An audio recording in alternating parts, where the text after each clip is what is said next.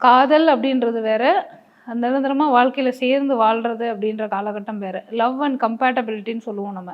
சரிங்களா? காதல்ன்றது அது ஒரு குறிப்பிட்ட காலம். கம்பேட்டபிலிட்டி இருந்தால் தான் அவங்களால லைஃப் லாங் அதை கொண்டுட்டு போக முடியும். பொருத்தம் அப்படின்றது நம்ம சொல்கிறதே கம்பேட்டபிலிட்டி தான். ஏன் பொருத்தம் பார்க்குறோம்? 10 பொருத்தம் ஏன் பார்க்குறோன்னா, இவங்க எவ்வளோ காலத்துக்கு ஒத்து போவாங்கன்னு தெரிஞ்சுக்கிறதுக்கு தான். ஏன்னா திருமணம்ன்றது 1 வருடம் 2 வருடம் சம்மந்தப்பட்டது இல்லை, ஆயுட்காலம் சம்மந்தப்பட்டது. கல்யாணம் பண்ணுற டைம்லேருந்து இன்றைக்கி காதல் பண்ணுற எத்தனையோ பேர் வந்து அந்த கம்பேட்டபிலிட்டியில் தோற்று போகிறவங்க நிறைய பேர் இருக்காங்க. கல்யாணத்துக்கு அப்புறம் பொருத்தம் இல்லாமல் மனசங்கடங்களோட பிரிஞ்சு வாழ்கிறவங்க நிறைய பேர் இருக்காங்க. ஏன்னா இன்றைக்கி விவாகரத்து அப்படின்றது வந்து ஒரு மிகப்பெரிய தாக்கத்தை ஏற்படுத்திகிட்ருக்கு. ஏன்னா இன்றைக்கி யாருக்கும் சகிப்புத்தன்மை அப்படின்றது நம்ம எதிர்பார்க்குற அளவுக்கு இல்லை. எவ்வளோ தான் நம்ம வந்து எல்லா பொருத்தங்களும் பார்த்தாலும் நம்ம ஏஎல்பி ஜோதிடத்தில் பார்க்குற பொருத்தங்கள் வந்து வேறு.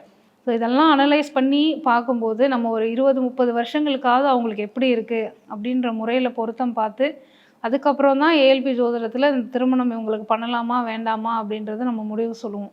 அதனால் காதல் அப்படின்றது மட்டும் பார்க்க வேண்டாம், கம்பேட்டபிலிட்டி இருக்கான்றதையும் நீங்கள் செக் பண்ணிக்கோங்க அப்படின்றது தான் என்னுடைய கருத்து.